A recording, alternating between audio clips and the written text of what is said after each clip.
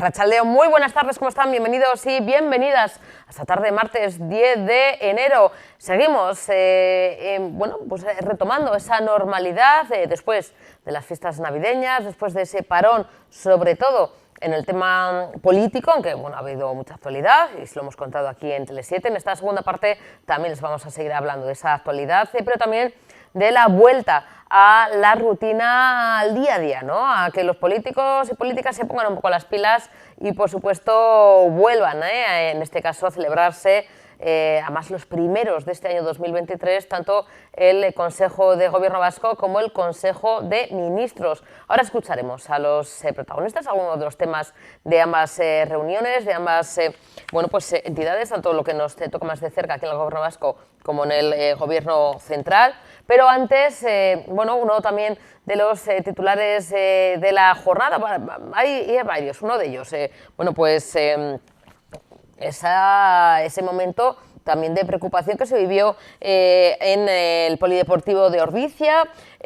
Un escape de cloro obligó ayer mismo a desalojar a las 200 personas que estaban en ese momento en las instalaciones. Entre esas 200 personas, 7 tuvieron que ser hospitalizadas, o sea que no, poca broma, 7 hospitalizadas, afortunadamente sin revertir gravedad. Sí que una de esas personas pasó la noche en el centro sanitario, por si acaso por observación, pero afortunadamente sin más trascendencia. Pero los bomberos han medido los niveles de cloro para determinar ahora en concreto cuándo podrá abrirse de nuevo el Polideportivo de Ordicia, que, como decimos, ayer fue desalojado por un escape de cloro y que tuvieron que ser trasladadas a centros hospitalarios estas personas.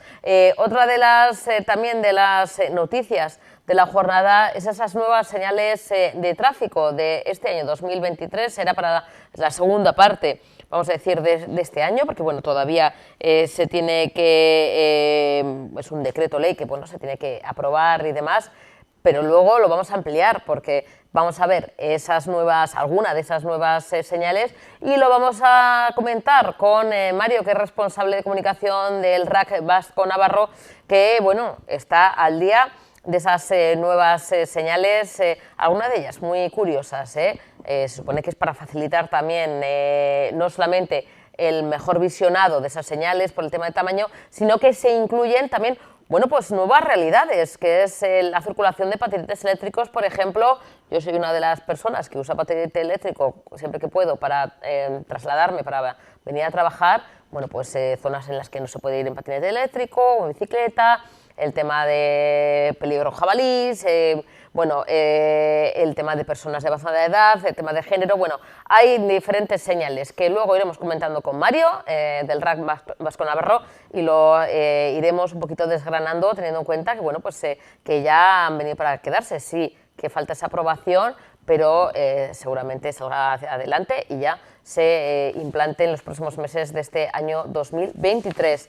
También, como decíamos, en el plano político, primer Consejo de Ministros de este año 2023, con la comparecencia de la ministra portavoz, Isabel Rodríguez, y acompañada de Yolanda Díaz, la ministra de Trabajo, y también de Teresa Rivera, la ministra vicepresidenta tercera y ministra de Transición Ecológica, que ha dado algunas pinceladas sobre el tema de las energías renovables, el tema del mercado eléctrico, de no pagar más, que bastante estamos ya pagando, y además que el Estado español va a pedir a Bruselas precisamente extender la excepción ibérica para topar ese precio del gas hasta finales del año que viene, 2024.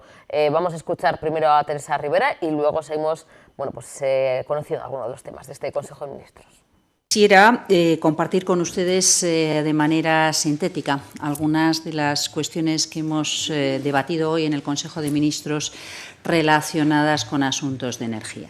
Con asuntos de energía que, como conocen bien, se enmarcan en un contexto que nos ofrece la oportunidad de hacer del proyecto energético europeo un proyecto de construcción, de futuro, de modernización de Europa y que están vinculados a muchos cambios que hemos ido impulsando, proponiendo en el último año y medio, en el que hemos podido constatar hasta qué punto, no solamente por razones ambientales, también industriales, económicas, pero sobre todo sociales, es fundamental ir transformando, ir modernizando el contexto de las políticas y de la regulación europea, por muchos motivos, decía. En primer lugar, porque somos un gobierno convencido de la importancia no solamente de ofrecer seguridad energética a los consumidores, sino también precios razonables, que los consumidores de hoy se puedan beneficiar del menor coste de la energía del presente y del futuro que representan las renovables. Se agradece el tema del precio, también, que la verdad es que la cuesta de enero nos dura casi hasta septiembre, así que bueno, pues importante esos avances para topar el precio, en el caso de la excepción ibérica del gas, el tema de la apuesta por las energías renovables, pero también en el plano del trabajo. Cambios también. La ministra de Trabajo, Yolanda Díaz, como decimos, bueno, pues ha anunciado varios temas, uno de ellos la aprobación de una prestación específica para los trabajadores y trabajadoras de la cultura, de las artes escénicas, y también, bueno, pues ha avanzado, ¿no?, ese borrador, esa manera de también unificar en una norma, en un mismo escrito, impulsando además nuevas políticas de contratación con cambios importantes y también, bueno, pues en este caso resumido, porque la intervención de Yolanda Díaz ha sido bastante larga y bueno, nosotros hemos concretado, sintetizado y vamos a escucharla. Dar una magnífica noticia, que era extender la protección social a las que habían sido injustamente discriminadas, que eran las trabajadoras del hogar.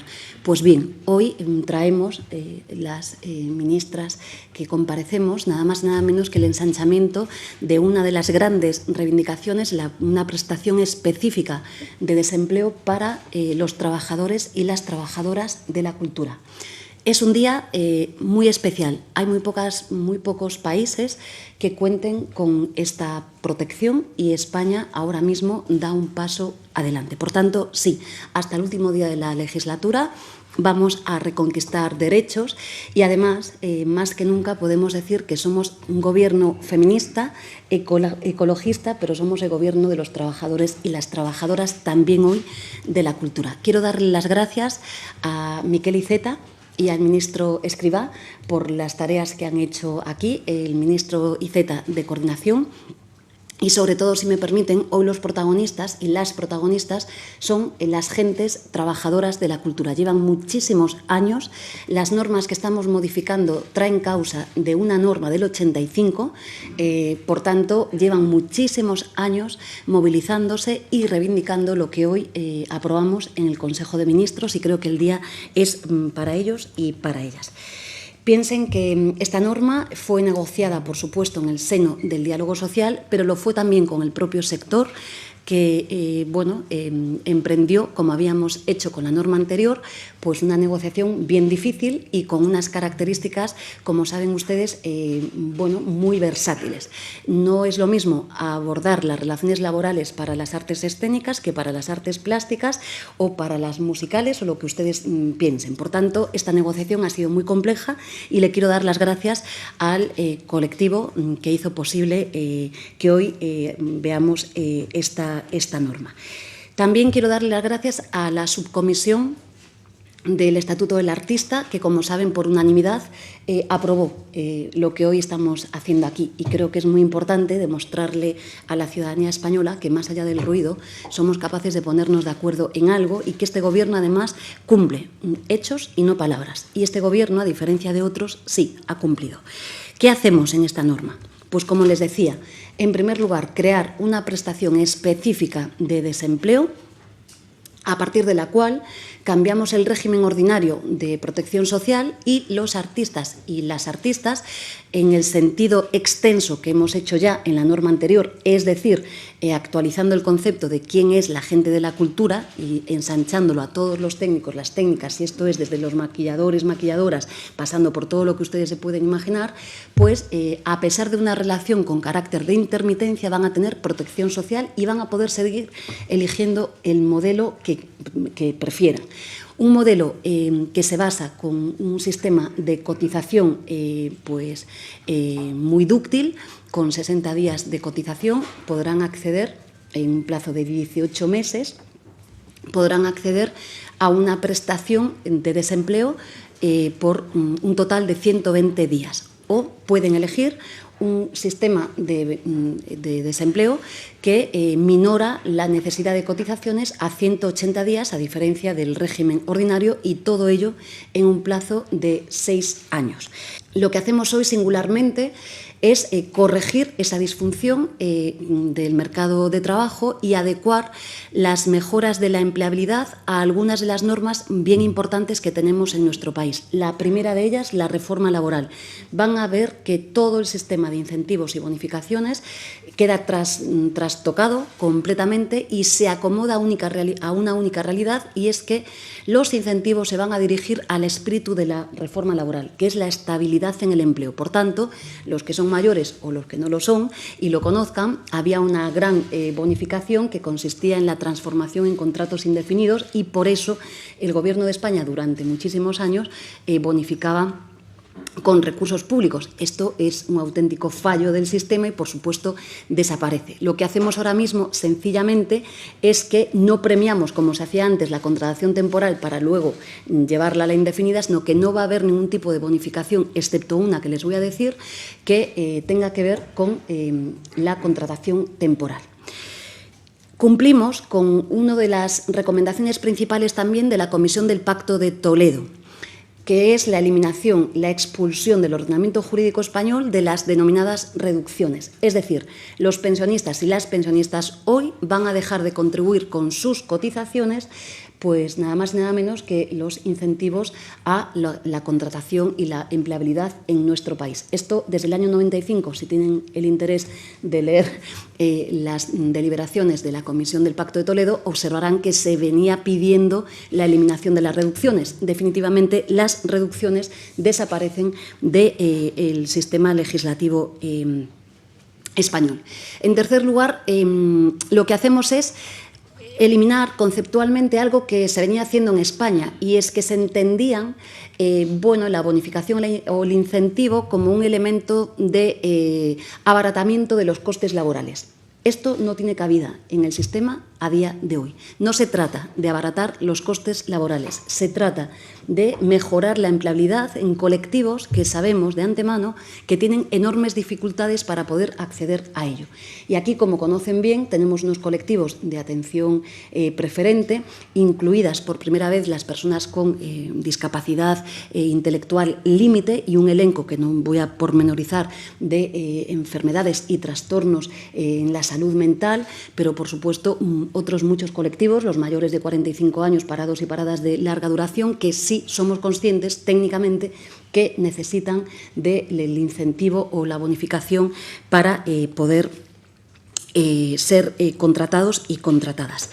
Van a ver también que incorporamos algo de las recomendaciones que nos exigía Europa, y es que quien reciba el incentivo, la bonificación, tiene una obligación del mantenimiento del empleo durante 3 años.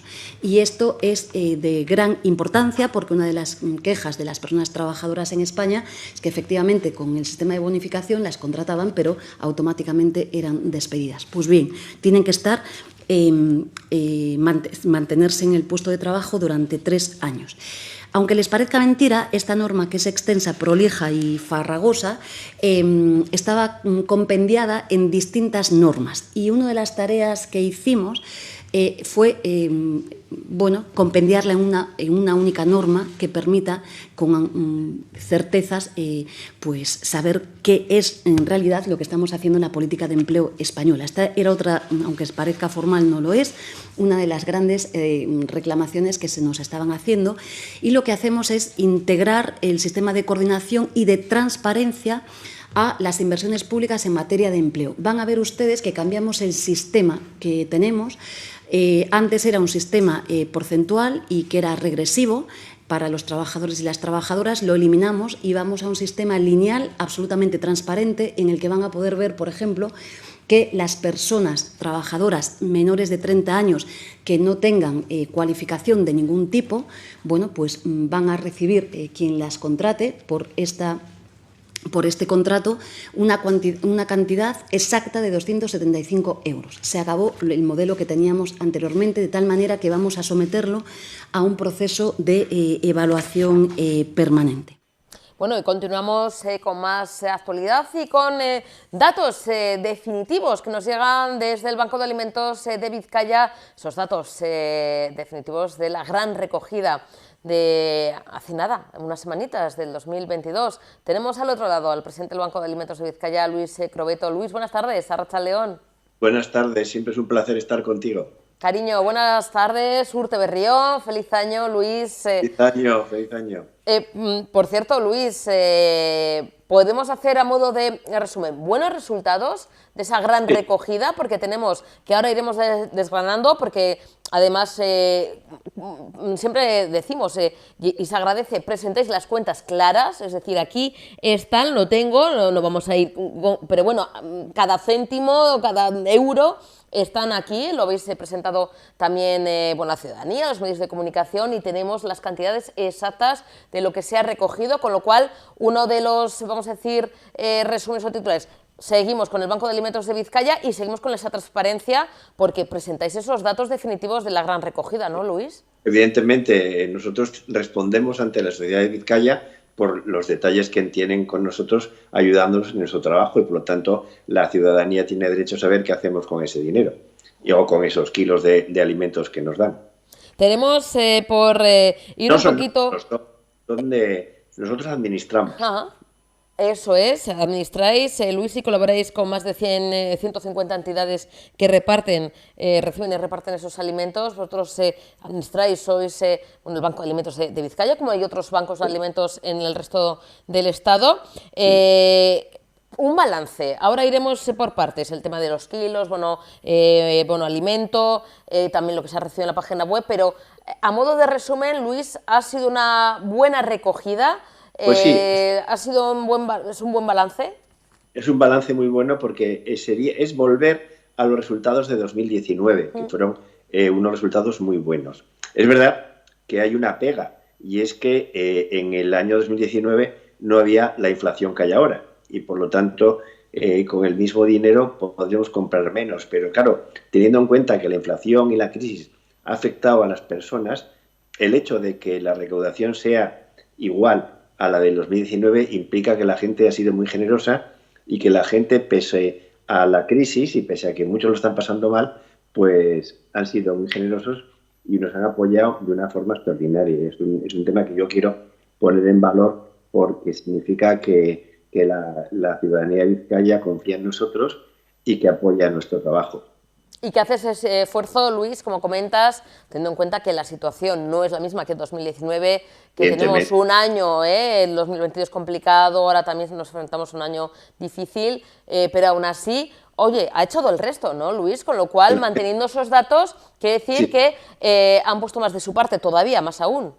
Sí, además, y quiero seguir diciendo, ¿no?, que sigue entrando donaciones por la página web, o sea, que el flujo de ayuda, evidentemente no en esas cantidades, pero sigue apareciendo, sigue surgiendo, y además de todo tipo de ayudas, vienen de empresas, vienen de particulares, vienen de fundaciones, o sea que el apoyo de la sociedad de Vizcaya pues es emocionante porque es un respaldo, como he dicho antes, que a nosotros nos llena de satisfacción y también nos empuja a seguir trabajando, pues poniendo lo mejor de nuestra parte para ayudar a esas personas necesitadas de Vizcaya. Pero Luis, ahora que comentaremos los datos, pero antes de esa gran recogida, que bueno, hablamos también contigo, Luis, había cierto temor. Toda la gran familia del Banco de Alimentos de Vizcaya, ¿teníais cierto temor a ver cómo iba a ir? Porque claro, nadie sabe hasta que vemos ya los resultados, las cuentas, ¿no? Evidentemente, y luego teniendo en cuenta la situación. Yo siempre digo que yo tengo la misma pensión en enero que en diciembre, pero claro, en diciembre las cosas me costaban más que en enero. Y decía, bueno, pues la gente a la hora de donar pues está en peores condiciones y por lo tanto a ver qué pasa, porque una cosa es ser generoso y otra cosa es poder hacerlo, porque si estás pasándolo mal tú, pues evidentemente no puedes dedicar ese dinero a otras personas. Y sin embargo sigo diciendo que asombrosamente pues los ciudadanos y ciudadanas de Vizcaya, bueno, pues han sido tan generosos como siempre. Yo creo que más, porque estando en una situación de crisis, el que hayan igualado a la donación del 19 implica, bueno, un sacrificio grande para muchas personas. Luis, vamos a ir desgranando, ¿no? Hombre, igual los céntimos no decimos, pero sí el grueso de las cantidades. Donación en kilos han sido cerca de 259.000 kilos, cerca, ¿eh? Sí. 258.879. 258.879, sí, que prácticamente eso, son eso. Que eso, además hay que tener en cuenta una cosa muy importante, que esos kilos en el que la gente ha puesto productos de bastante calidad, es decir, que no es que hayan puesto arroz y pasta, no, había aceite, había productos infantiles, había azúcar, había productos navideños, o sea que había también pues legumbres precocinadas, es decir, que las personas han aportado productos de calidad, que eso también hay que tenerlo en cuenta. Podemos un poquito estimar en que si el valor, ¿no?, de €1 por kilo, nos podemos acercar a los 100.000 euros. Sí, pues sí. O sea que es una cantidad importante. Y luego también está, como te habíamos comentado antes también, que tendrás el dato, ¿no? Que en bono alimentos pues han sido 469.692 euros, o sea que es muchísimo dinero. Es muchísimo dinero y que está depositado en las distintas cadenas y ahí iremos tirando a lo largo del año de lo que vayamos necesitando en el momento que lo necesitemos. Sí, porque ¿cómo funciona, Luis? Porque esto es algo que se incluyó ya en otras recogidas. Sí, antes era lo de la compra, ¿no? Los kilos, cada uno iba llenando esa cesta, ese carro, ¿no?, para donar al Banco de Alimentos. Pero en cuanto al bono alimento, ¿cómo funciona? Una idea que surgió de la gente. Es decir, cuando estábamos en las campañas, muchos decían, oye, ¿y por qué? Me acuerdo que bueno, pues aunque esto se hace hacer propaganda, pero se puede hacer. Me acuerdo que una persona en el Corte Inglés nos dijo, mira, yo os doy un cheque regalo de 100 euros y ya está, porque no sé qué coger. Y a partir de ahí empezamos a pensar, bueno, pues oye, igual podíamos hacer una cosa parecida, ¿no? Y entonces lo comentamos con las cadenas y surgió el bono alimento, que es que tú haces una donación, ese dinero se queda en la cadena, nosotros no lo tocamos, y entonces es como una cuenta que tenemos ahí y a lo largo del año vamos tirando de esa cuenta, adquiriendo los alimentos que necesitamos. Entonces, es una idea muy buena que a mucha gente le gusta. De hecho, hemos hecho una especie de estadística, ¿no? Y podemos decir que hay un 60% de personas que les gusta el bono y un 40% que no, que prefieren hacer la donación física. Y entonces, bueno, pues y también teniendo en cuenta una cosa muy importante, que cuando hay donación física aumenta el bono alimento y cuando no hay donación física baja la donación física porque no existe y el bono alimento también baja. O sea que son complementarias y se ayudan, en un sistema ayuda al otro. está muy bien porque, como comentas, bueno, lo clásico, ¿no? Esa compra de alimentos, esos kilos de alimentos, pero el tema del bono alimento, oye, hay gente que dice, ojo, pues yo no sé lo que pueden necesitar, Eso, sí. oye, que compren y que tiren de lo que sea, porque yo igual hago una No, compra o no tengo tiempo muchas veces sí. por cuestiones X, Luis, y eso aquí pues es mucho más fácil, ¿no? No. Se da ese Ah, dinero y se va tirando de él. claro, y a nosotros nos facilita mucho el trabajo porque te evita el transporte, Sí. te evita la clasificación y te evita el almacenamiento. O sea, que hay que reconocer que son todo ventajas. Pero también es verdad que hay muchas personas que les gusta entregar el alimento y también viene muy bien. Por lo tanto, ya te digo, nosotros bienvenido sea todo lo que signifique pues poder echar una mano a las personas que lo están pasando mal. Luis, incluso comentabas la donación a través de la página web que sigue. Esto es algo que continúa no solamente en las campañas de la gran recogida y ya Sí. a fecha, vamos a decir, de hace unas semanas, de diciembre de 2022, eran 125.000 euros solamente en esas donaciones Pues de página web que incluso sí, conlleva también a grandes entidades o empresas que también quieran donar, ¿no? sí, no, pero fíjate, es que es más dinero porque resulta que eso fue al terminar la gran recogida, pero 31 de diciembre han sido 218.000 euros ¡Wow!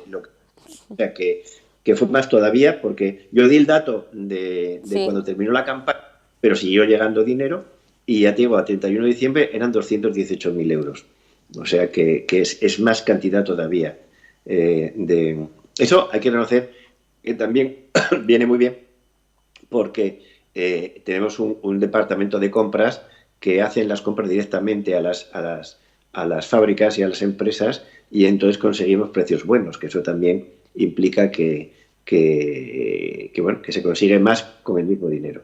Que hay que mirarlo también, ¿eh? A ver que las grandes superficies sí que colaboran, bueno, pues que Sí, hagan ese precio especial también al Banco de Alimentos, no, pero evidentemente. claro, es que cuando el bono de alimentos nosotros lo venden a precio de supermercado, o sea que no, que ahí, sin embargo, cuando compramos nosotros directamente, pues claro, lo hacemos a precio de mayorista y entonces eso pues implica que consigues más con el mismo dinero.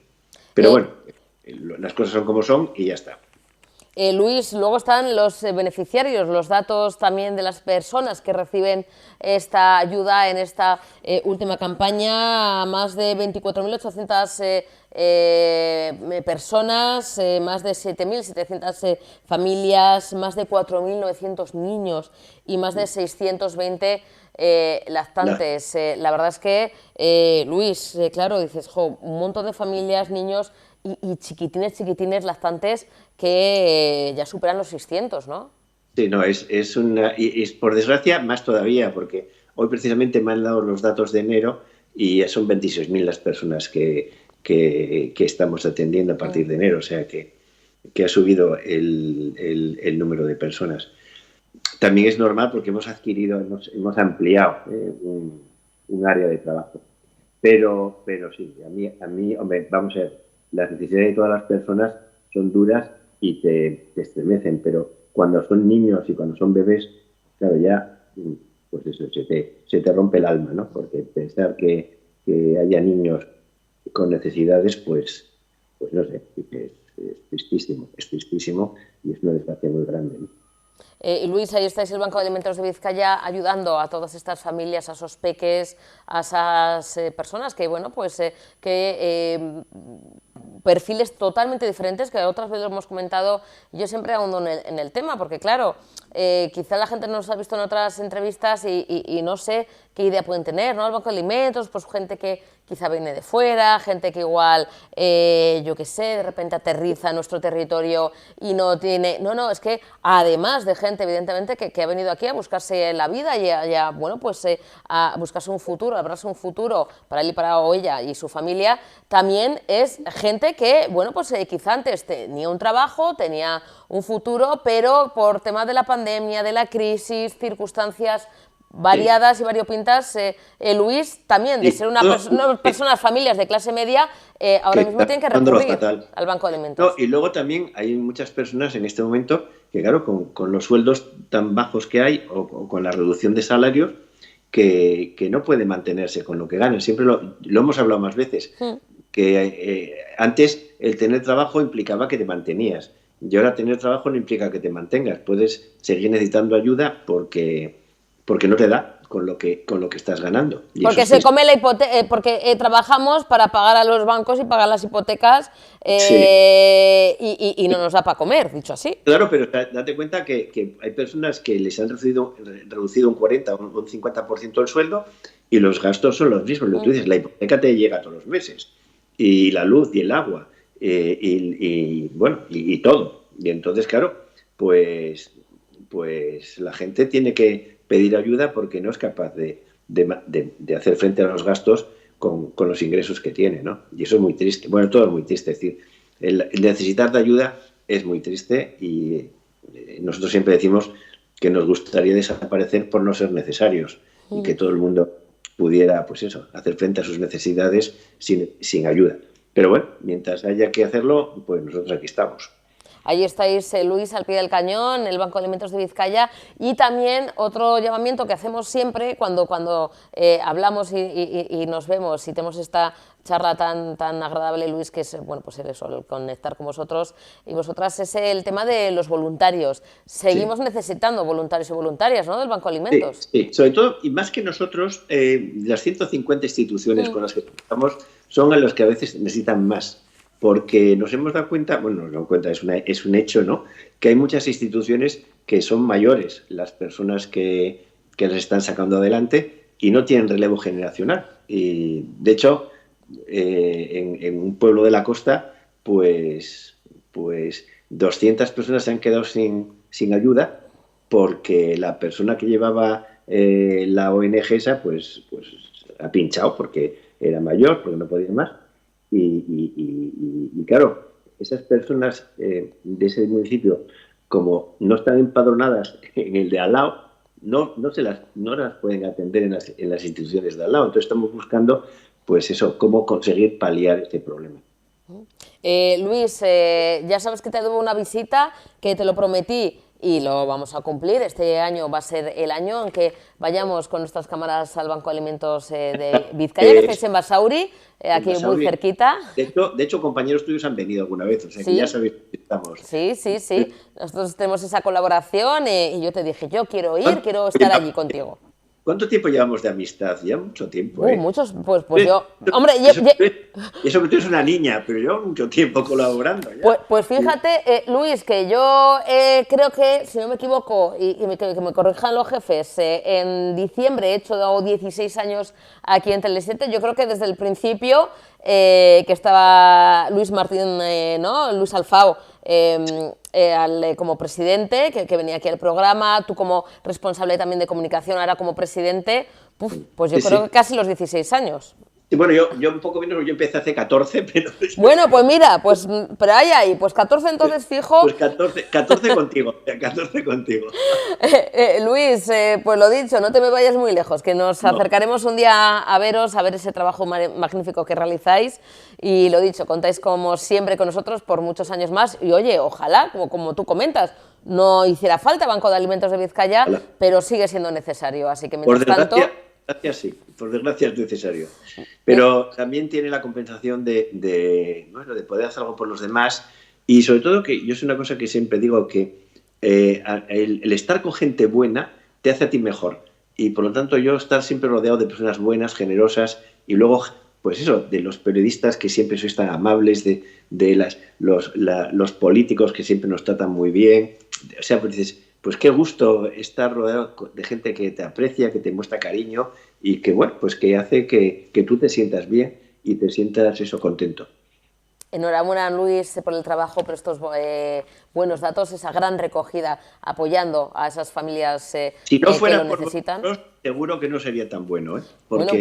Porque el apoyo de los medios hace que la gente se entere, y entonces como la gente se entera, pues te ayuda, porque si no se enteran, pues evidentemente no te ayudan. O sea que hay que reconocer que es toda una conexión, que es todo un apoyo, que es todo una relación, que es lo bonito, ¿no? Es lo bonito estar en contacto con tanta gente y trabajar todos en equipo. eso, hacemos un buen equipo, así que Luis, seguiremos colaborando por muchos años más. Un besito enorme, cuídate, Igual, cariño. muchas gracias. Un besín. Gracias, Luis, como siempre, un placer. Vamos al Consejo de Gobierno Vasco. Se ha celebrado también el primero del año. Han participado el portavoz del Gobierno Vasco, Bingen Zupiria, y la consejera de Igualdad y Justicia y Políticas Sociales, Beatriz Artolazabal. Precisamente, Artolazabal ha presentado el tercer acuerdo interinstitucional para la mejora de la atención a víctimas de violencia machista contra las mujeres.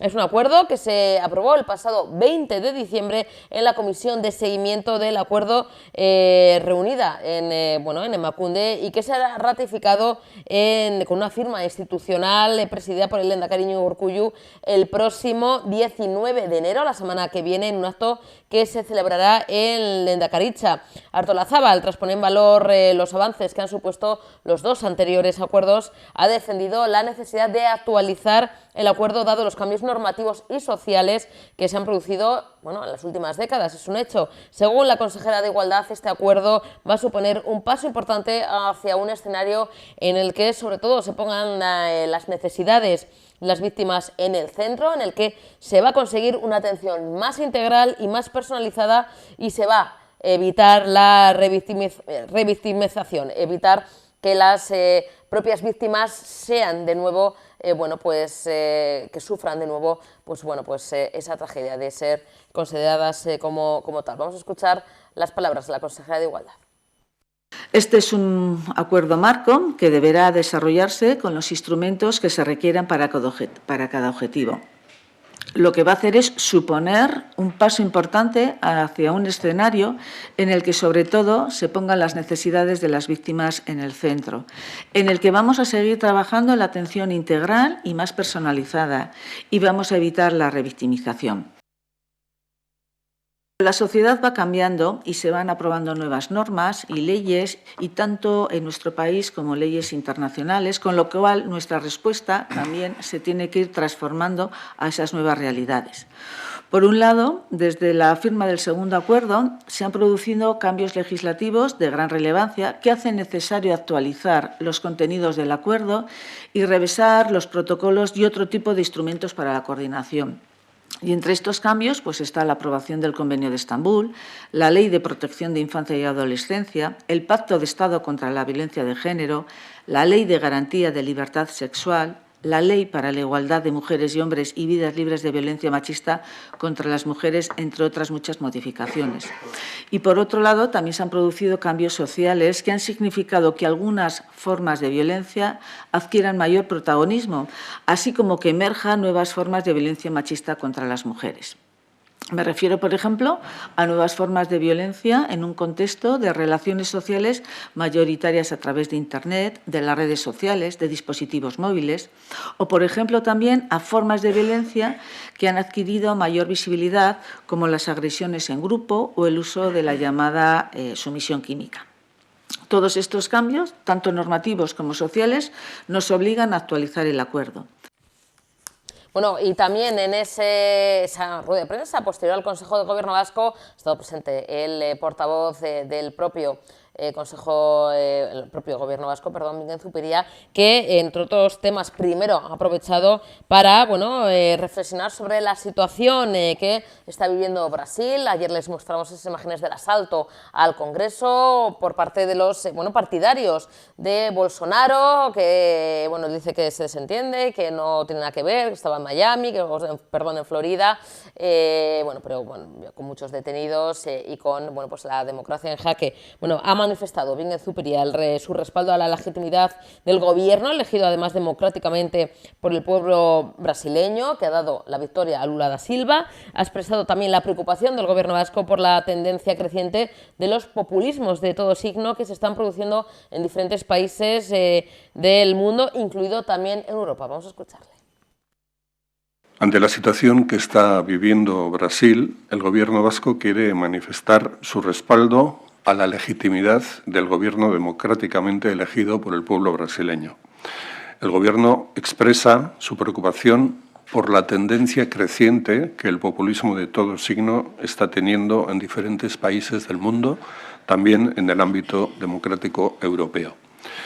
El Gobierno vasco ratifica su compromiso con la defensa férrea del sistema democrático y con el valor de las instituciones representativas de la voluntad ciudadana.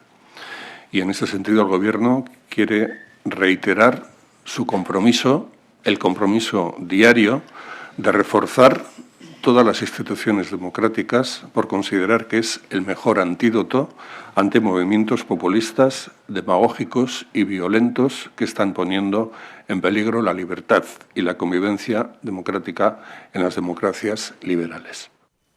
Bueno, además, también ha sido preguntado el consejero Zupiria por el fallo emitido por el Tribunal Supremo en relación al caso de Miguel y bueno, ha mostrado su voluntad de respetar, acatar y cumplir la decisión del tribunal. Además, se ha remitido a una declaración que hizo el propio Lehendakari Urkullu cuando se conoció la sentencia en el año 2019, en la que manifestó su más absoluto respeto a las decisiones adoptadas por la justicia y su convicción de que, bueno, pues a día de hoy es lo que toca, acatar la sentencia, que los jueces y juezas son los que mandan. Con respecto al fallo que acaba de hacer público el Supremo, nosotros no lo conocemos aún.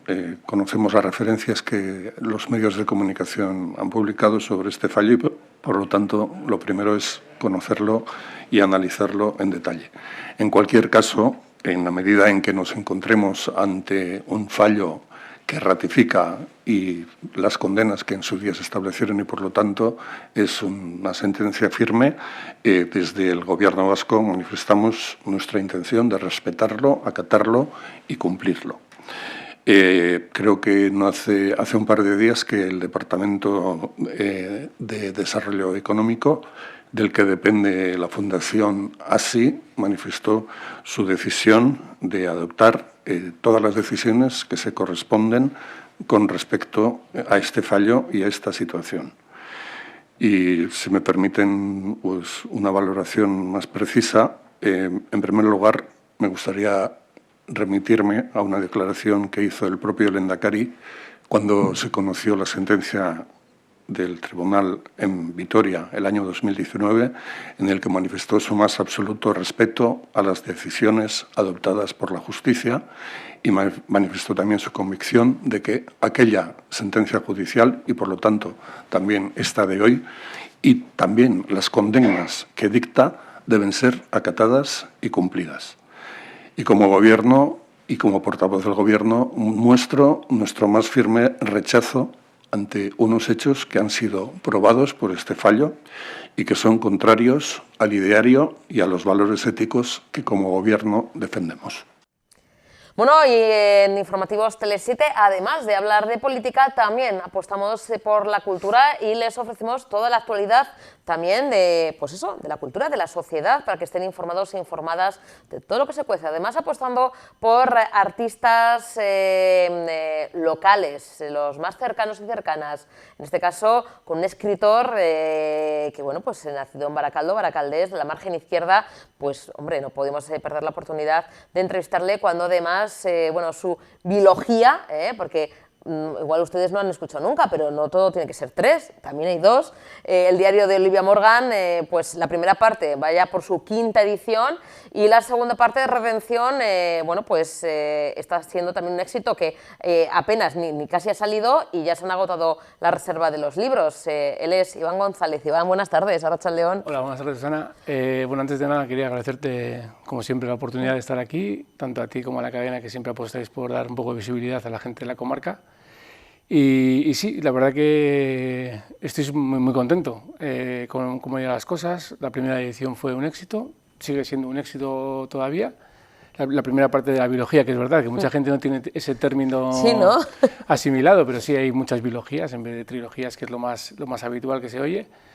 Y la segunda parte, que es el diario Olivia Morgan, Redención, la primera edición se agotó en la reserva, que podría haber traído un ejemplar hoy, pero cosas del transporte no ha llegado a tiempo, pero bueno, ya está disponible en Amazon y en algunas librerías. Bueno, tenemos en la primera parte el diario de Olivia Morgan, Iván, número 1, lo voy a mostrar, si te parece, para que la gente ya también lo vea y lo tenga aquí muy presente. Número 1 en ventas varias veces en el ranking de Amazon, y fíjate que, vamos, hay millones de libros, millones en Amazon, y varias veces número 1 en el ranking. Cuando tú de repente ves eso, Iván, también como autor, como escritor, wow, ¿qué se te pasa por la cabeza? Pues hombre, pues una satisfacción enorme. Sí que es verdad que hay que tener los pies en el suelo, porque en el mundo editorial, sobre todo en el mundo de los autores autopublicados, independientes, eso es muy voluble. Un día puedes estar muy arriba, otro día muy abajo, entonces conviene tener siempre los pies en el suelo, pero obviamente ver ahí, estuvo, si no recuerdo mal la fecha, fue en octubre de 2021, cuando se colocó en número 1 de ventas en Amazon, en su género, pues una satisfacción enorme. O sea, luego volví a repetir, creo que un mes después, y siempre hemos estado ahí. Ahora mismo estamos en el... Ahora que ha salido la segunda parte, se ha vuelto a colocar en el top 50, me parece que también está muy bien, que yo firmaría eso para toda la vida. Y bueno, pues muy contento, claro.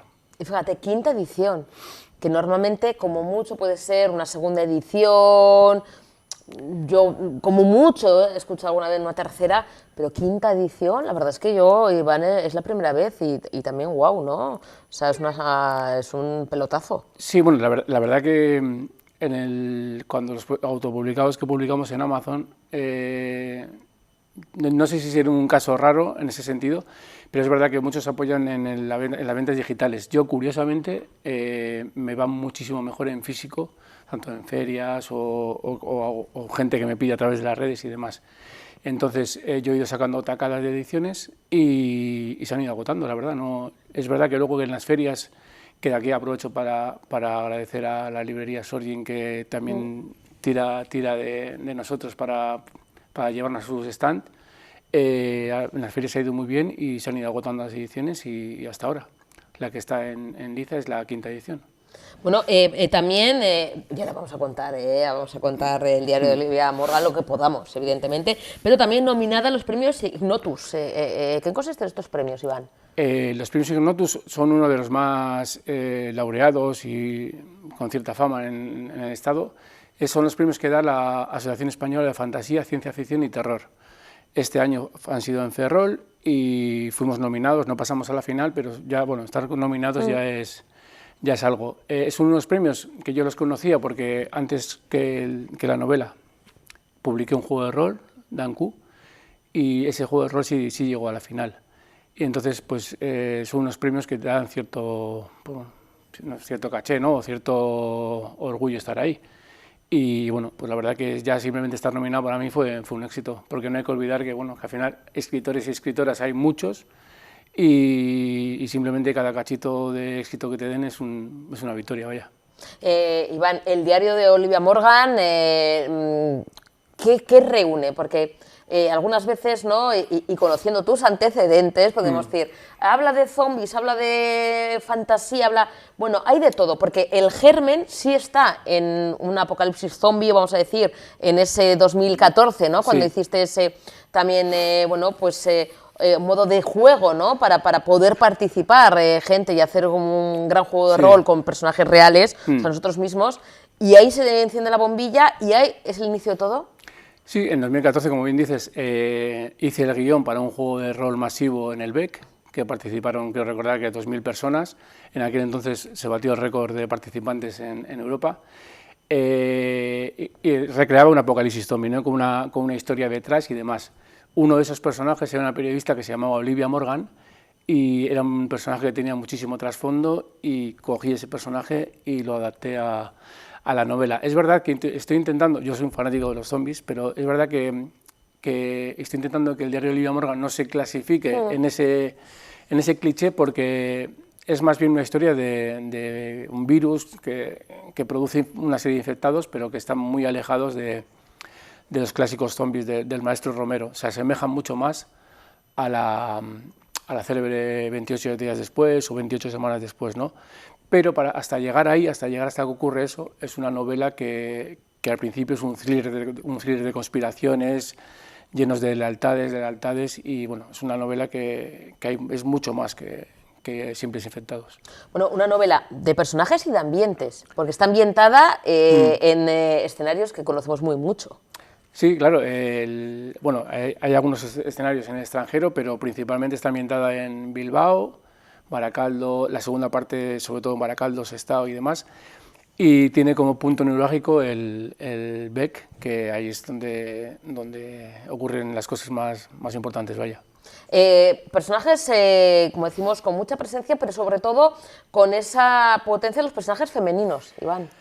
Sí, yo estoy muy contento cómo se han desarrollado los personajes femeninos, cómo he creado los personajes femeninos, porque tanto Olivia como Ainara, que es su novia, que es una policía autónoma, Oksana, que es, digamos que la villana, si es que en un mundo así se puede haber villanos, ¿no? Porque en un mundo así consiste en sobrevivir, y lo bueno o lo malo es muy relativo.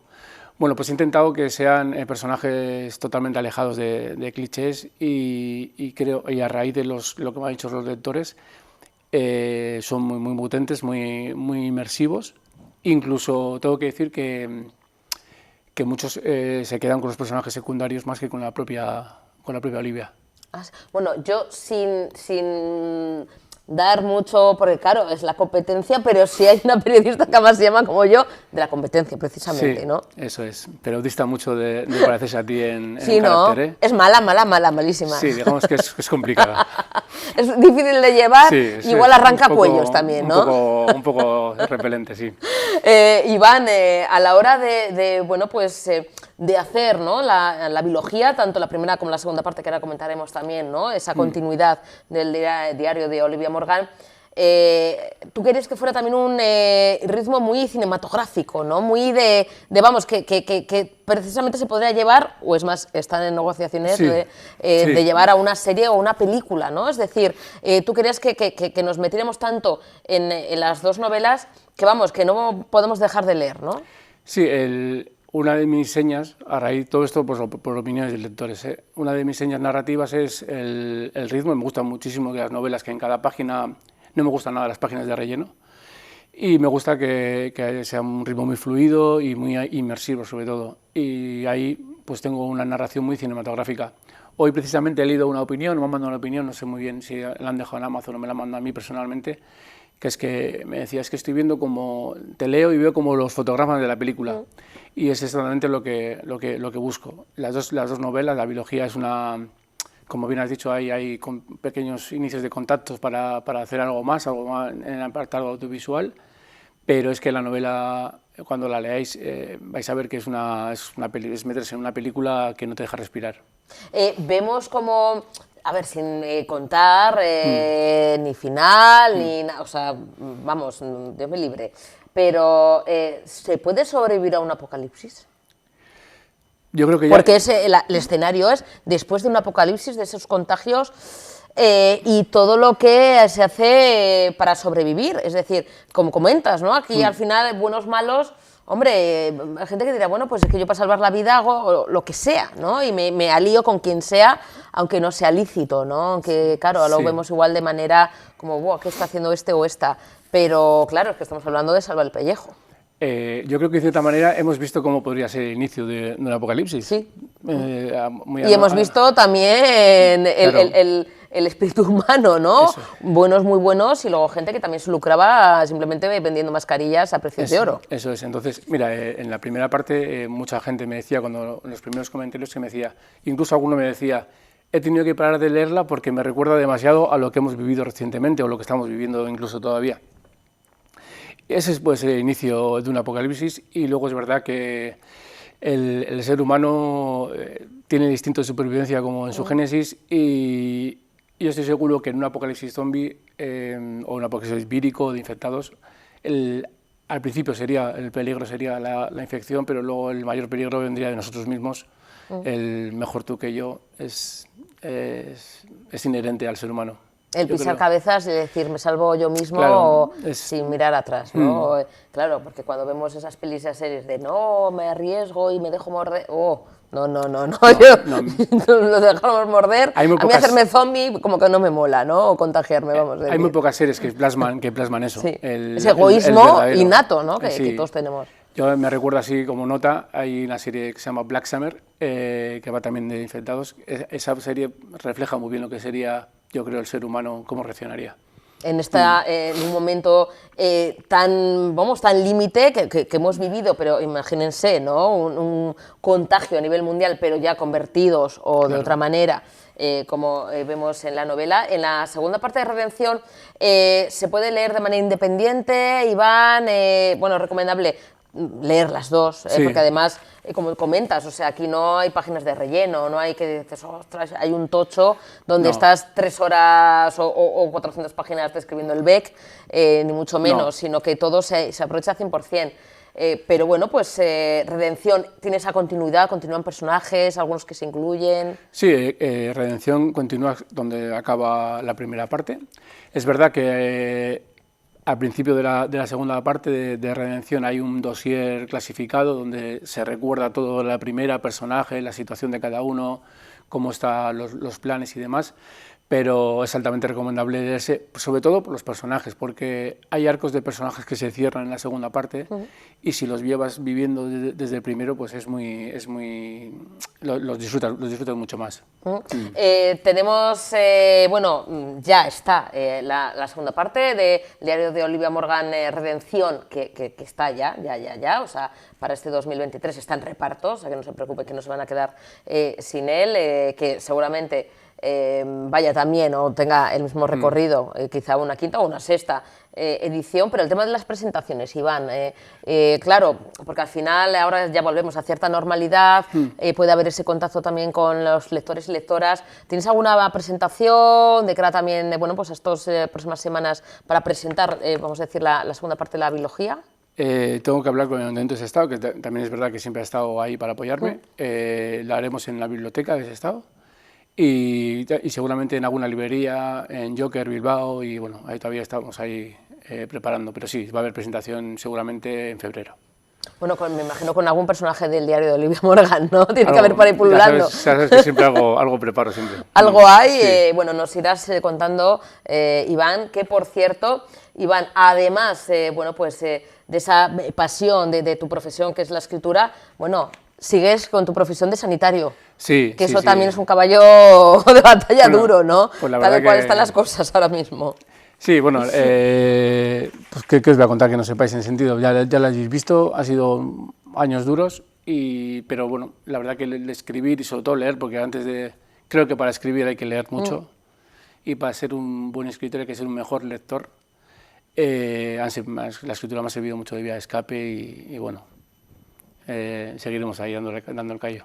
Pues Iván, por ambos trabajos enhorabuena, Soriona, que gracias por cuidarnos y también por entretenernos, que es fundamental, y nos contarás fechas, que iremos celebrando aquí con esas presentaciones y disfrutaremos de esa segunda parte y ya cierre, porque si es biología no puede haber más, ¿no? La historia de Olivia termina. Aunque ya vais a ver que el universo, el mundo queda abierto, pero la historia de Olivia ¿con otro personaje quizás se puede abrir algún spin-off, claro? Ah, vale. Posiblemente. Oye, pues porque has puesto el nombre, has presentado la competencia Susana, pero bueno, puedes poner otro personaje que sea de aquí de Tele7. Todo se puede. Que también aquí hay muchos personajes. Iván, lo dicho, es que ricasco. Soriona, gracias.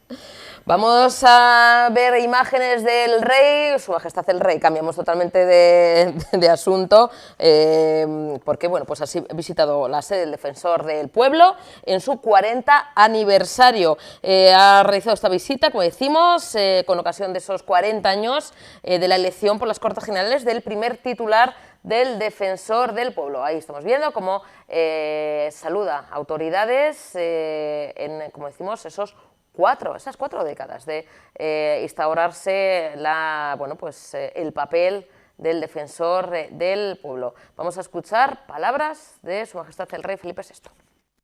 Sí quiero subrayar que hoy lo importante es celebrar, es conmemorar que hace 40 años las Cortes Generales eligieron al primer titular, Joaquín Ruiz Jiménez, de esta institución clave en nuestro sistema constitucional y democrático. También cumplo hoy con mi deseo, como antes mencionaba en la reunión de hace tiempo, de regresar a esta casa, de visitarla de nuevo, aunque evidentemente es la primera vez que lo hago como rey, como jefe del Estado. Por eso, en una fecha tan especial, tan significativa para vosotros, pero realmente para todos, me gustaría felicitar a quienes trabajáis en el Defensor del Pueblo por vuestro esfuerzo, por vuestra dedicación e implicación, y también a quienes a lo largo de esta historia de 40 años se han dedicado a consolidar y han logrado consolidar la trayectoria de esta institución al servicio de los ciudadanos. La institución del Defensor del Pueblo se entiende a la luz de la Constitución, pues sirve a los derechos fundamentales, alma de un sistema democrático de libertades, sirve al debido respeto a la dignidad de cada persona, a los derechos inviolables que le son inherentes, al libre desarrollo de la personalidad, al respeto a la ley y a los derechos de los demás como fundamentos, todos, del orden político y de la paz social. El Defensor del Pueblo es además un espacio de escucha, no solo de los ciudadanos, sino también de las administraciones públicas en todos sus ámbitos territoriales.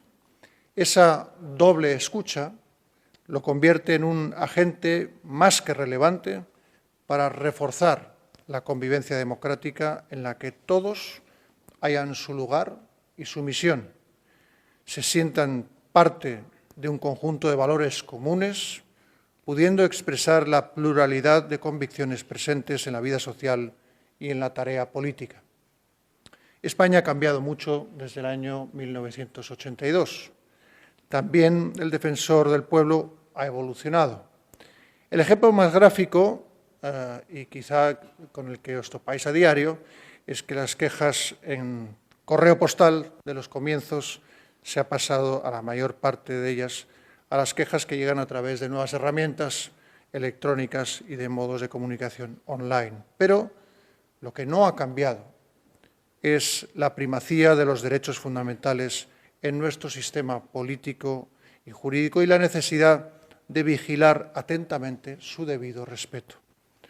No solo los derechos civiles de primera generación o los económicos y sociales, sino aquellos que han surgido o surgen como consecuencia de cambios que van transformando la realidad social.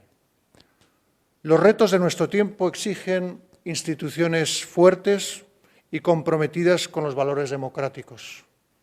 Por ello, al mismo tiempo que celebramos estos 40 años de trabajo del Defensor del Pueblo, tenemos toda la confianza en que, con fidelidad a sus raíces y prestando atención a las nuevas necesidades, continúe su labor relevante, importante, necesaria, al servicio de los ciudadanos y del fortalecimiento del Estado de Derecho. Muchas gracias de nuevo por esta oportunidad de visitaros y también de encontrarme con una amplia representación de todos los trabajadores y trabajadoras de esta casa. Gracias.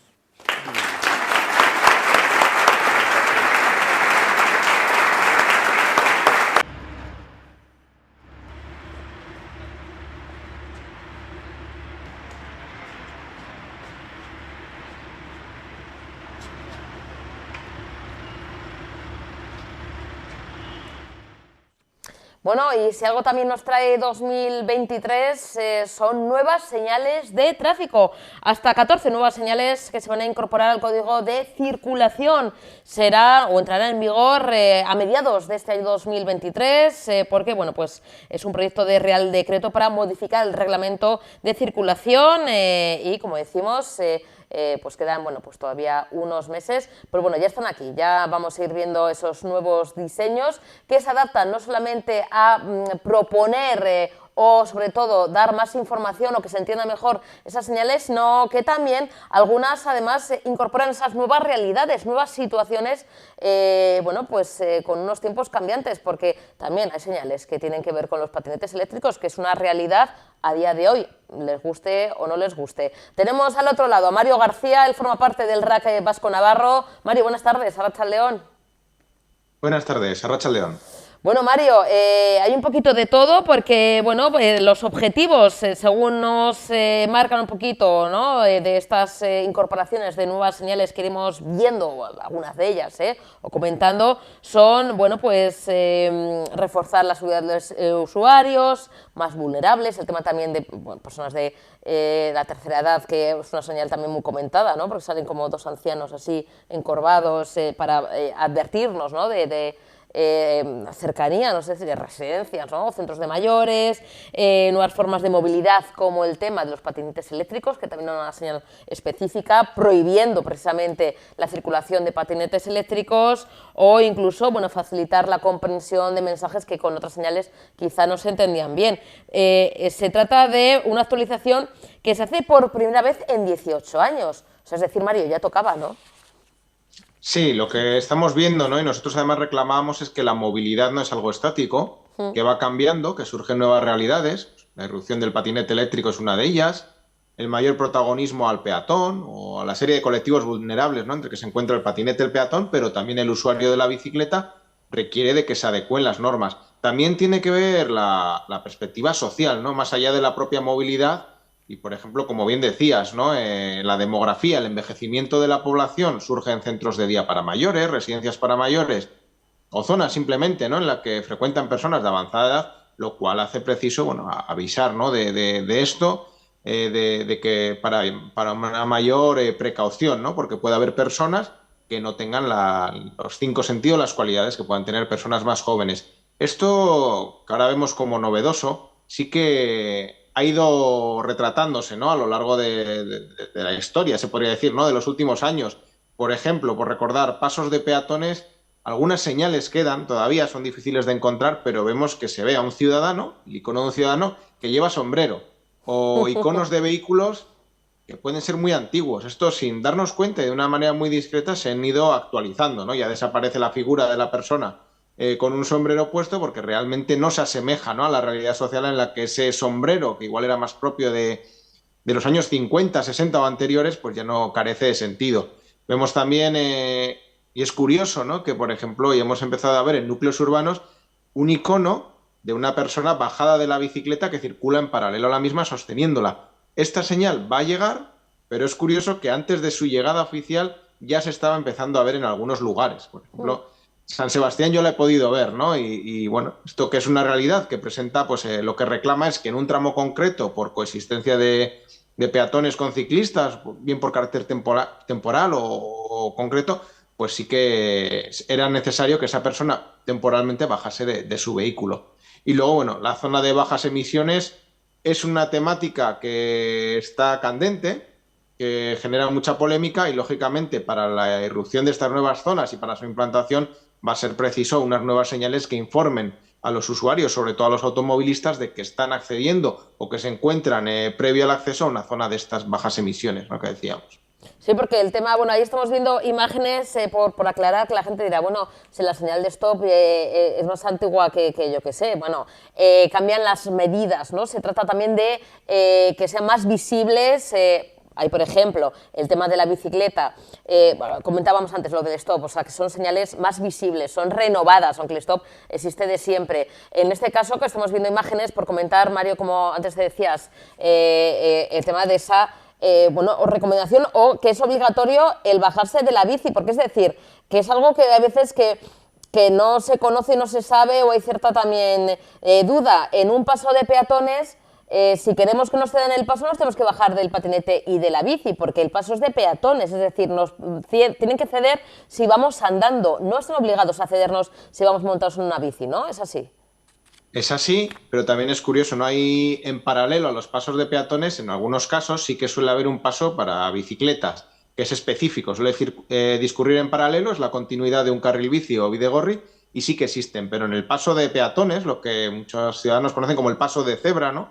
En ese lugar el usuario sí que debería bajarse de su vehículo y atravesarlo en condición de peatón, manteniendo su vehículo, pero en condición de peatón. Si no es así, el reglamento dice que efectivamente no tiene esa prioridad de paso y que está obrando de forma inadecuada.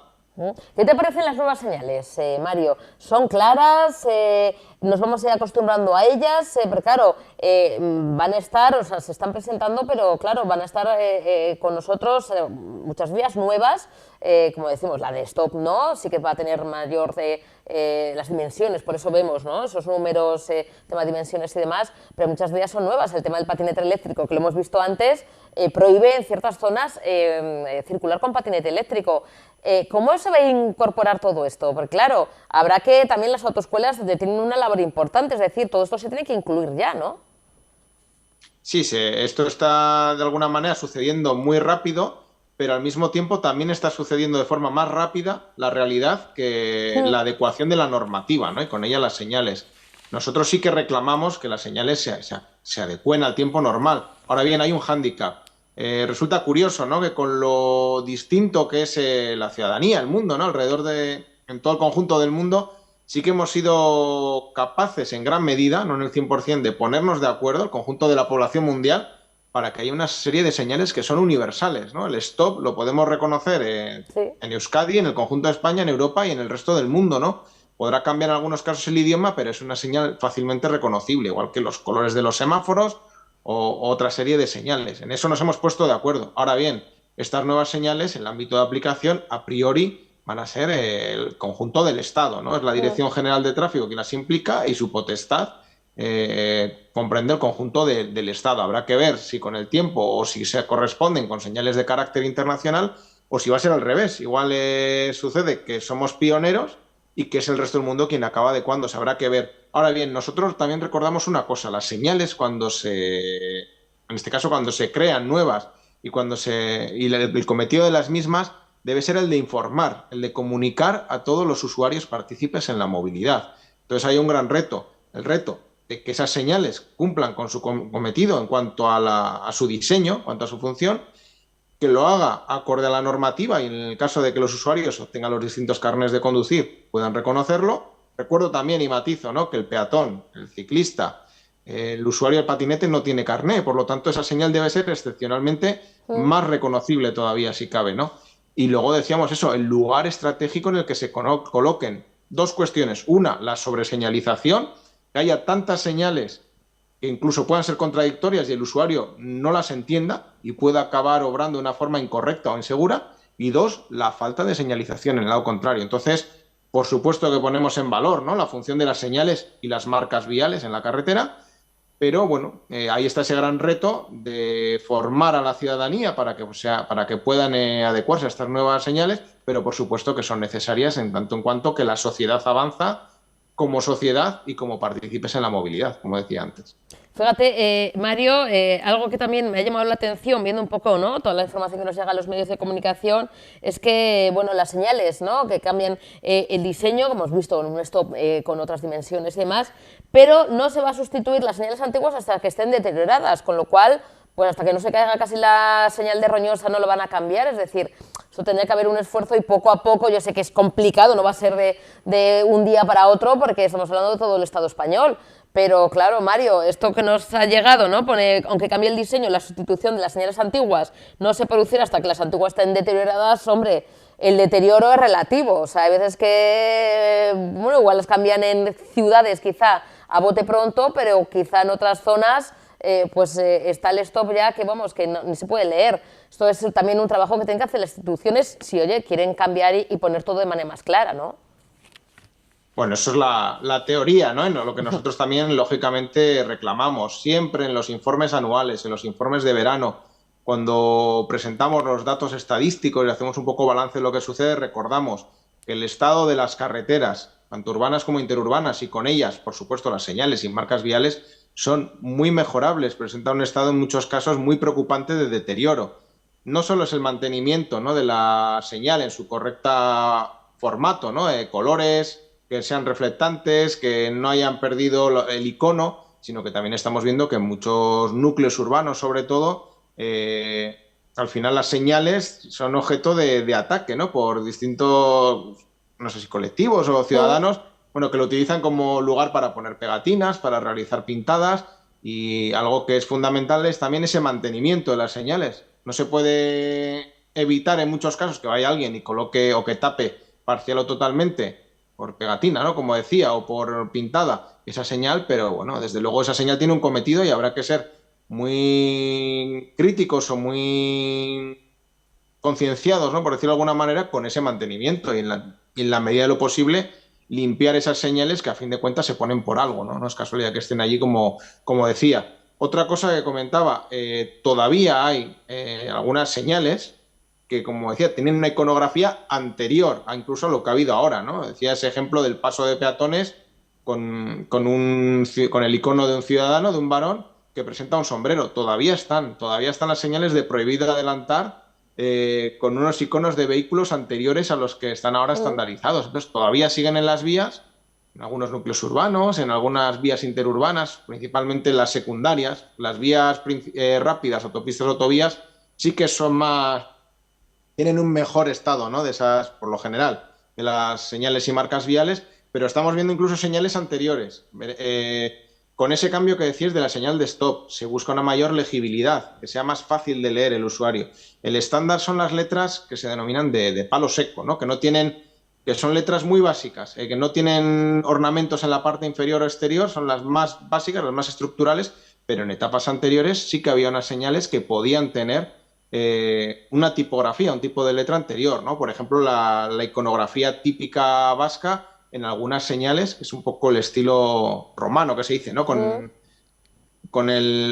esos ornamentos en las partes bajas superiores de letras, es muy excepcional, pero todavía hay alguna señal que no se ha reemplazado. Entonces, de forma progresiva, sí que habrá que cambiarlo. De un día para otro también entendemos que es imposible, por forma física y a la hora de gestionarlo, también por el presupuesto. Pero sí que es verdad y es una gran demanda el hecho de que hay que renovar y mantener adecuadamente esas señales. Y si ya se establece un nuevo estándar en muchas de ellas, pues habrá que ir con ellas, ¿no? Cumpliendo ese principio: legibilidad, fácil comprensión, universalidad y ese correcto mantenimiento. Ya las nuevas señales son reflectantes en la zona blanca central, pero las antiguas no lo eran. Y de hecho algunas son mates ya, ¿no? Por ese deterioro de la propia coloración. Entonces, bueno, desde luego de acuerdo con esa renovación, de acuerdo con la mayor legibilidad y, por supuesto, insistir a las administraciones para que preserven bien el estado de las señales, el correcto mantenimiento, que a nuestro juicio es muy mejorable. Pues Mario, seguiremos informando, que esto va a traer cola, la presentación, ¿no?, de este inicio 2023, pero será dentro de unos meses cuando, bueno, pues sean ya efectivas, se vayan sustituyendo y vayamos viendo, ¿no?, esas nuevas señales, algunas de ellas, como decimos, con esas nuevas realidades, como el tema de los patinetes eléctricos. Así que, Mario, como siempre, darte las gracias porque ha sido un poquito atraco a mano armada. Gracias al RAC Vasco Navarro, gracias, Mario, a ti personalmente por hacernos siempre un huequito y explicarnos todo tan maravillosamente bien. Un besito, es que ricasco, de verdad. Igualmente, un placer. Un placer. Continuamos en Tele7 y continuamos hablando de este inicio de año 2023, donde todos y todas, o casi todos y todas, hacemos esos propósitos de nuevo año, que si hacer dieta, que si ir al gimnasio, que si aprender inglés, que si, bueno, todos esos buenos propósitos que luego, oye, pues vamos cumpliendo o no, pero si algo tenemos todos claro es que queremos conocer, queremos viajar, pero ¿cómo podemos viajar mejor y de manera más sostenible? Pues es algo que nos va a explicar Pilar Manrique. Pilar, buenas tardes, bienvenida. Hola, buenas tardes, encantada de estar con vosotros. Un placer, Pilar. Claro, esos propósitos que todos nos hacemos al inicio del año, que sí, bueno, pues empezar a leer más o ser mejores. Bueno, todos tenemos esos propósitos, pero claro, en el tema de los viajes, todos tenemos eso en común, ¿no? Que queremos viajar más cerca o más lejos, pero yo creo que es algo que tenemos que hacer y es necesario también para nuestra salud física y mental. Pero claro, tú nos vas a dar 5 claves para poder viajar de manera más sostenible, como propósito de este nuevo año. Y dirán, bueno, pues ¿eso es posible? Pues sí, Pilar, se puede viajar de manera más sostenible y viajar mejor, ¿no?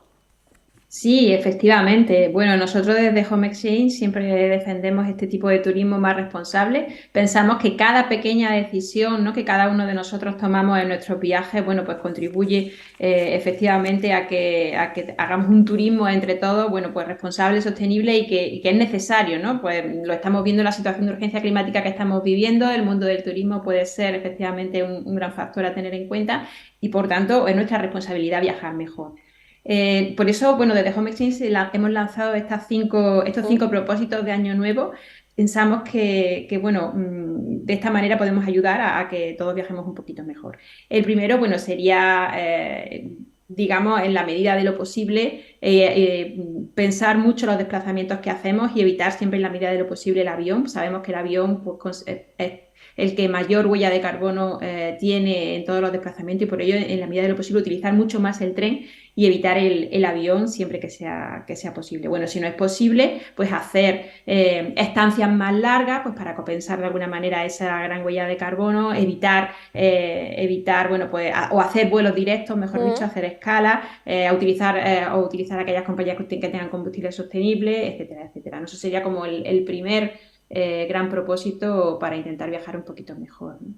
Te cuento rápidamente los otros 4. El segundo sería dedicarnos un poquito más al turismo, a ese turismo de interior, huir de los circuitos turísticos más masificados, ¿no?, y dedicarnos a descubrir estas zonas, estas pequeñas joyas que tenemos a lo largo de toda la geografía. Bueno, en España en concreto tenemos muchísimos rincones escondidos por descubrir y de esta forma, bueno, pues salirnos de ese turismo de masa, ¿no?, que también, bueno, pues puede contribuir de forma un poquito dañina al territorio.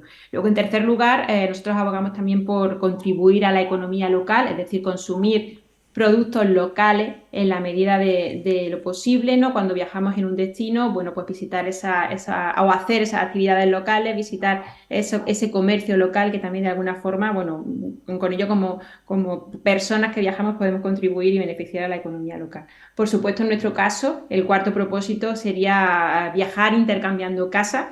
El intercambio de casas es una forma responsable de viajar, puesto que estamos utilizando ya recursos que existen, es decir, casas que ya existen, donde viven familias de verdad y por tanto que se quedan vacías durante el periodo vacacional, con lo cual, bueno, pues estamos obviando en un primer momento la necesidad de tener estas nuevas construcciones o hacer más construcciones para fomentar este turismo y, por otro lado, puesto que el intercambio de casas se realiza de forma gratuita entre las personas que lo hacen, bueno, eliminamos ese factor económico de la transacción del viaje, lo cual, bueno, pues esa especulación, ¿no?, que muchas veces ocurre en determinadas zonas como consecuencia de los alquileres, pues también desaparece de la ecuación del turismo, ¿no? Y luego, por último, pues sobre todo aprovechar también esas recomendaciones locales que nos dan nuestros anfitriones cuando intercambiamos casas y, dentro de lo que cabe, pues vivir en la medida de lo posible como un local, no sentirnos como un turista realmente cuando viajemos, sino vivir el destino como un local. Ser como parte de esa comunidad, bueno, estar intercambiando esos hogares, esas casas, ¿no?, ya situados dentro de esa comunidad. Y como comentas, Pilar, ¿es algo que aquí estamos acostumbrados a hacer o todavía nos llevan ventaja en otros países donde yo creo que es más habitual quizás esto del intercambio de casas para hacer turismo? Mira, me gusta muchísimo que me preguntes eso porque yo creo que es una idea que tenemos en la cabeza, ¿no? Que quizá, bueno, el intercambio de casas, no sé por qué motivo, quizá a los españoles nos cuesta un poquito más. Y nada más lejos de la realidad. De hecho, en Home Exchange, en la plataforma de Home Exchange, España es el segundo mercado de intercambio de casas, con lo cual, bueno, nosotros estamos totalmente convencidos no solamente de lo que los españoles lo hacen, sino de que es tendencia, ¿no? Y de hecho, bueno, así lo demuestran los números y la tendencia positiva que vamos teniendo año tras año, y a pesar de las dificultades vividas en el pasado, ¿no?, con la pandemia, de que efectivamente el intercambio de casas es una tendencia que se consolida en España. Antes comentábamos el tema de esos propósitos, pero es que yo creo que uno de los objetivos también, ¿no?, del nuevo año es intentar, en la medida de lo posible, cada uno pues con su economía, claro, o sea, tú estás dando además varias claves, o sea, no tiene por qué ser grandes viajes o irnos no sé cuántas horas en avión, sino que cada uno lo que pueda, pero el tema de viajar, porque viajar es cultura, ¿no? Cultura, no solamente el conocer los sitios, sino también cultura gastronómica, como comentas, ¿no? Consumir productos locales, kilómetro cero, ¿no? Empaparnos de la gastronomía de un lugar, hace también que, oye, todos nos nuestros sentidos fluyan y además apostando por la economía. Es decir, vamos a ponernos también como propósito de los primeros el tema de viajar, ¿no? Se está recuperando esos viajes en la medida de lo posible, Pilar, para también apostar por una economía y por la recuperación también, ¿no?, de esa nueva normalidad.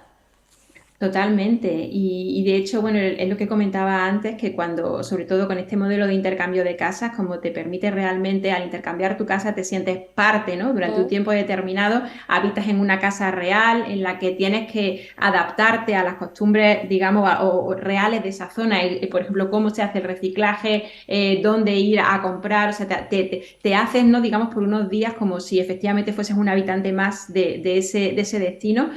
Aprendes a respetar, puesto que tu anfitrión además te transmite te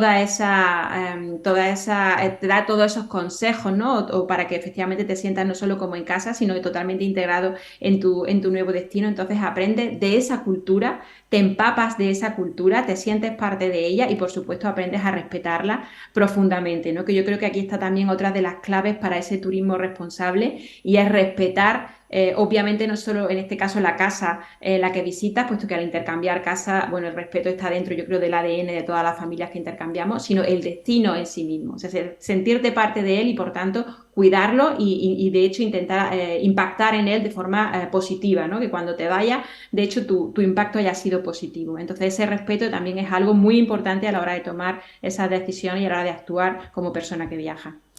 Pilar, hablabas también de ese más turismo de interior, y es que claro, siempre pensamos cuando hablamos de vacaciones o de viajar en ese sol y playa, ¿no? O ese turismo de costa. Afortunadamente se están cambiando las tornas, es decir, se está poniendo más de moda y apostamos también por ese turismo de interior, de bosque, de senderismo, de deporte, de actividad rural, de conocer también otros lugares que no solamente sean los lugares de costa.